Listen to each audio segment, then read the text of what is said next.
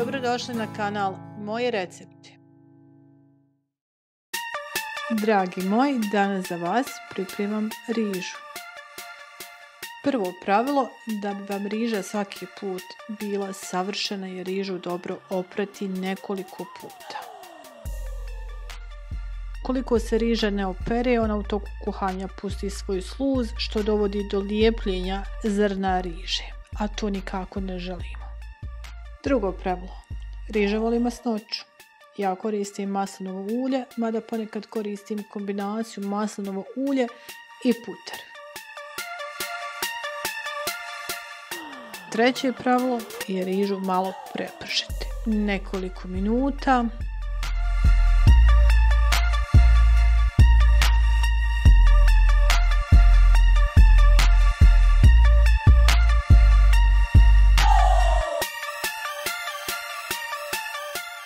Kada riža počne da se lijepi za posudu, tada je potrebno dodati vodu.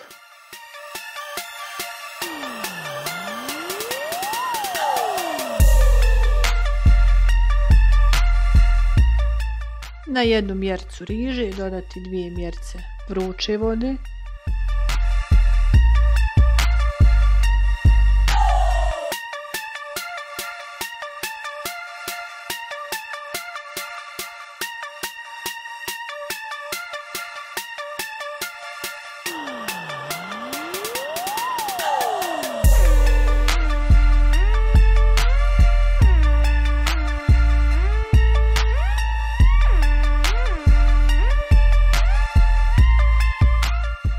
Dodati 1 kaškicu soli, promiješati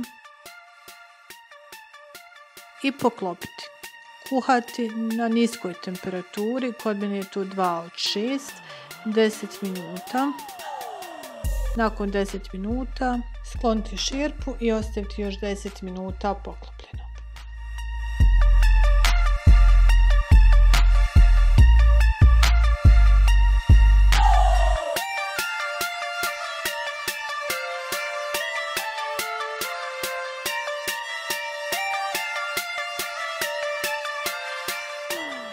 I kao što vidite, riža je zaista savršena.